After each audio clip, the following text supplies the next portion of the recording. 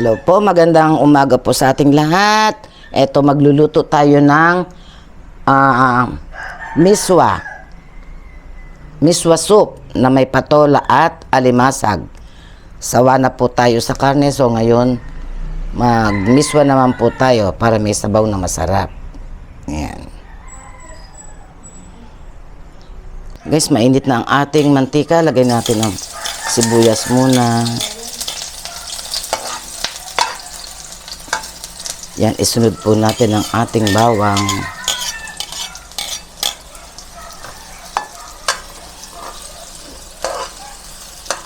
Bango. Yan, una nating ilagay itong alimasag. Inalabos ko na yan. Ang tataba po niyan. Kaya, taba o, kita nyo. Kita ba? Yan o, taba. Tapos, lagyan natin ng tubig.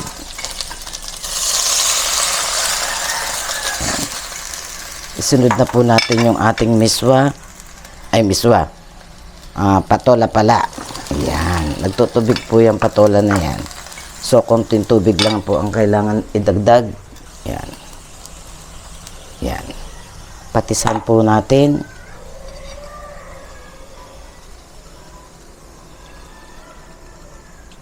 Ayan po. Atin pong pakuluin. Nakulo na po mga kamamates. Lagay na po natin yung ating miswa. Ayan.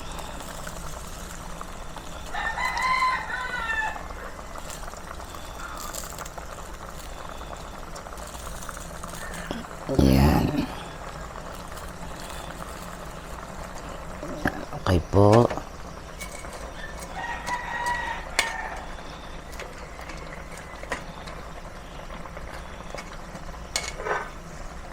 Tikpan muna po natin yung ating sabaw kung okay sa alat.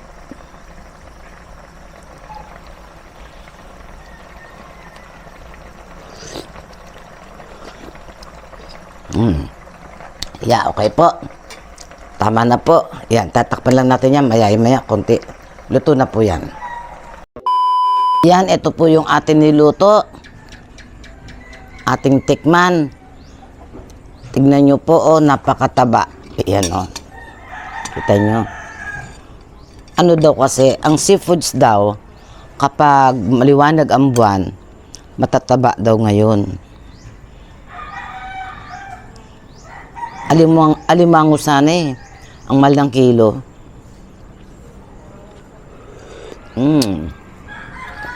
Saka tong ating patola, fresh na fresh.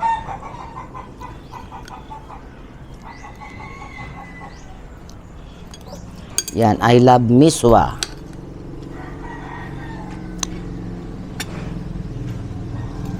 Mahilig ako sa sa mga kamamates, mahilig ako sa mga miswa, ganun, sa tanghon, bihon, kanton. Pero spaghetti po, kumakain ako, kaya lang, hindi katulad sa mga nabanggit ko na talagang kakain ko. Alam nyo yun, yung kakain at hindi kakain.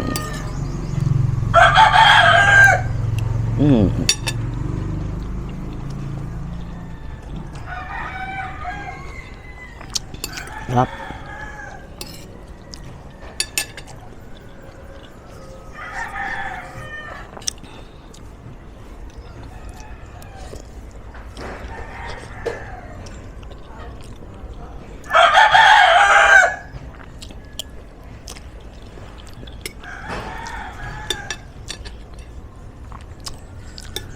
Kumusta po ang Pasko ninyo? Yan, kaya puro karne ang handa, no? Karning manok, karning baboy, karning baka, yan. Kaya naisipan ko magluto ng miswa soup na may patola at alimasag.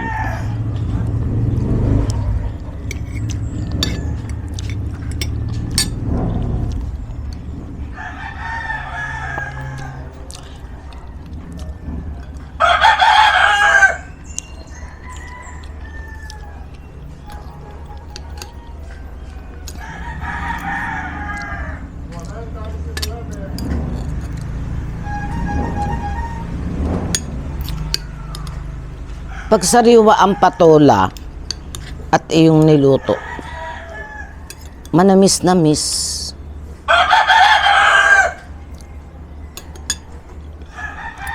Sariwa na at mura pa. Unlike pag yung magulang na, bagong pitas nga, kung magulang naman, wala din po.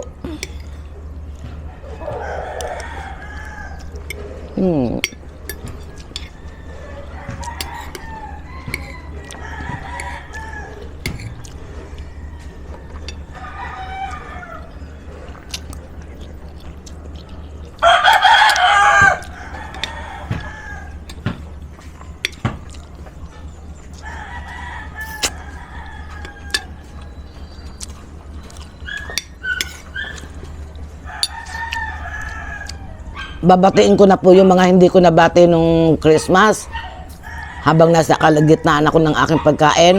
Kasi po, alam ko yung iba hindi nyo natatapos. So, yung mga ano ko sa bandang huli, hindi nyo na napapanood, hindi nyo napapakinggan, mga shout out ko, yan. Kaya binabati ko po, belated Merry Christmas, Happy Holidays po sa ating lahat, sa ibang nasa mga OFW dyan, yung mga kababayan natin dyan, sa lahat, lalong-lalo na po sa mga subscriber ni Mama Tessia. Yan po. Happy holiday po. Sana naging masaya kayo noong Pasko.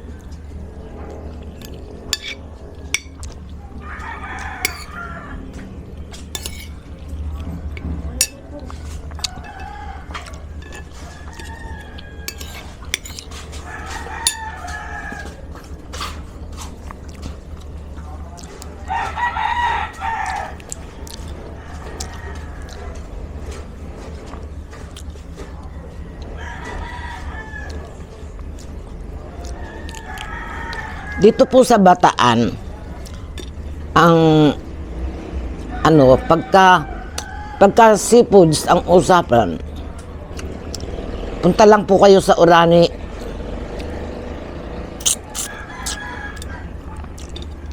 Orani Bataan, mura po ang seafoods doon.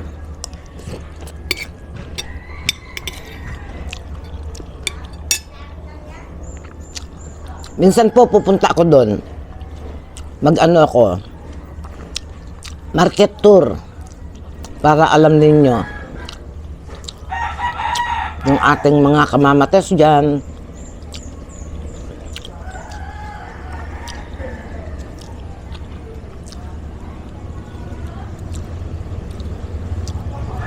Nung araw, nasa Antipolo pa ako.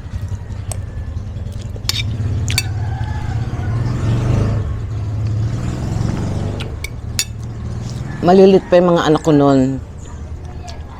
Si Chris, pa lang, grade school. Dumadayo ako ng Impanta, Quezon. Doon ako humahango ng alimango at sugpo. Saka ko binibenta sa mga kaibigan ko. At doon din po ako nakagat ng aso. Grabe.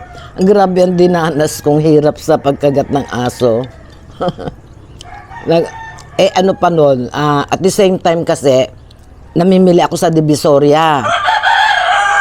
Marami akong suki ng mga pantalon na maong, kung ano-ano, assorted, t-shirt, ganyan, sa Divisoria. Di syempre, naoperahan yung yung kagat ng aso sa Mary Johnston. Yan. Tapos, maraming orders. Napilitan ako mag-Divisoria kahit masakit pa yung paa ko. Nagsama lang ako ng kaibigan kong ganyan. Alam nyo na yon, para may kasama akong tagabuhat.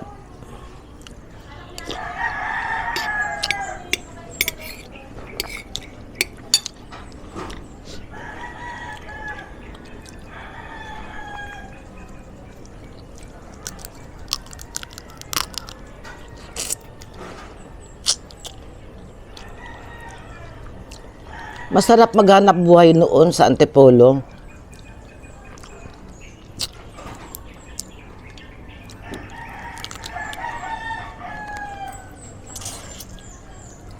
Kaya lang, sad to say, na-scam ako.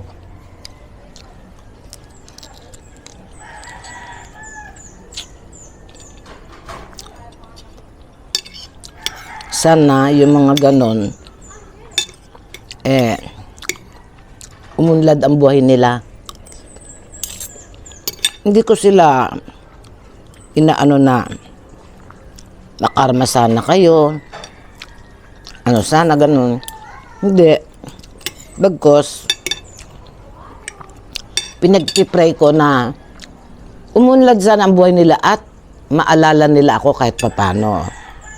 Yun.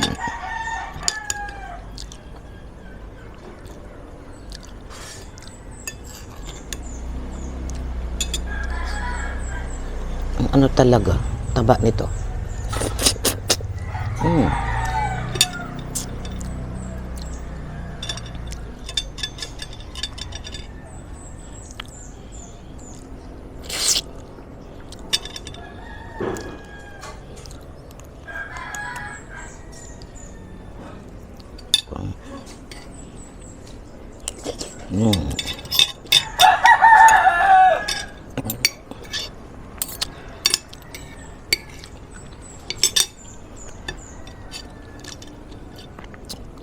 Naiwan ko yata yung binili kong mangga na biyakin.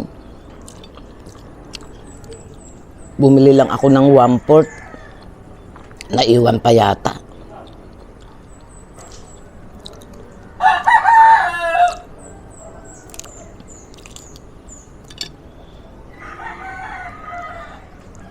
Taba, oh. Tignan nyo, lige, oh. Taba.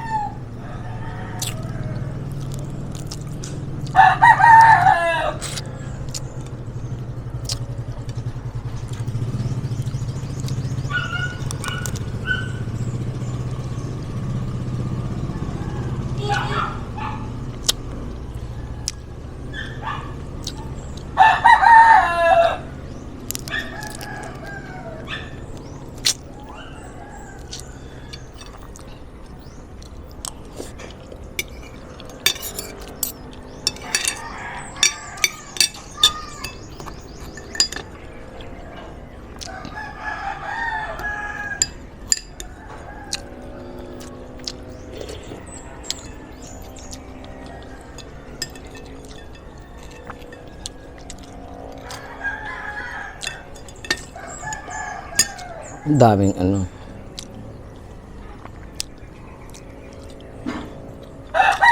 Kahit ano, lalaki yung ano, alimasag, mataba. Hindi lang pula ang taba niya, pero malaman siya. Mataba.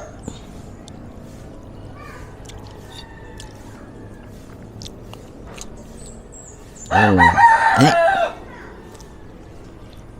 Naamoy ng ano, langaw.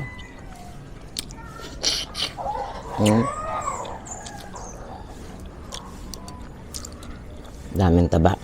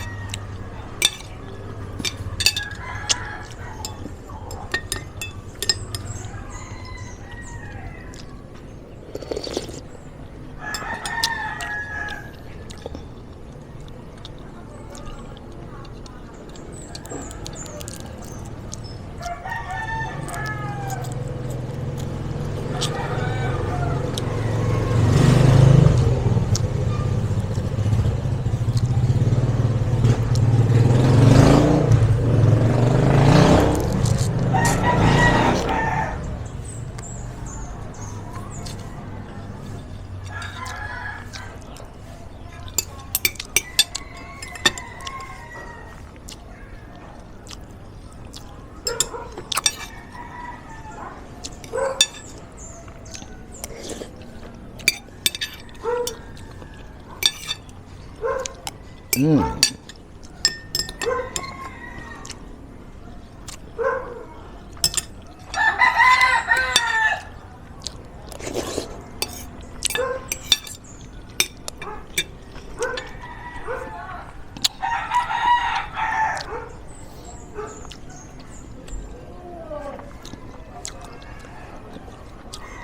Naubos na.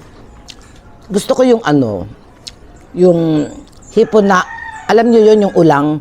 Ulang ang tawag sa amin dito, yung ulang na hipon na, yung bagang malaki ang ulo. Yun. Mas masarap yun kaysa sa mga sugpo. Ang sugpo sa akin, pag kinakain ko, alam niyo yun, yung nagsasapal siya.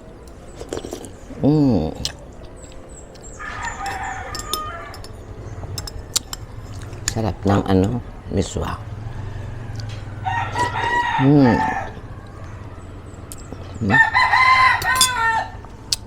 Ayoko na, busog na ako.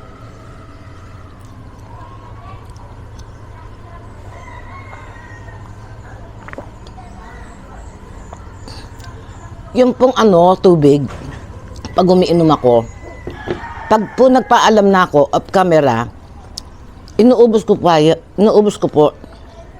Minsan nga po kulang pa yan eh. Kukuha pa ako. Yun.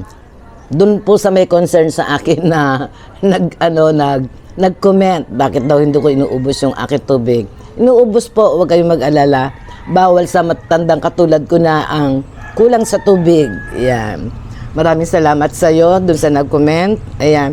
Paalam na po ako at maligayang advance bagong taon sa atin lahat. Ayan. I love you all. Bye-bye po.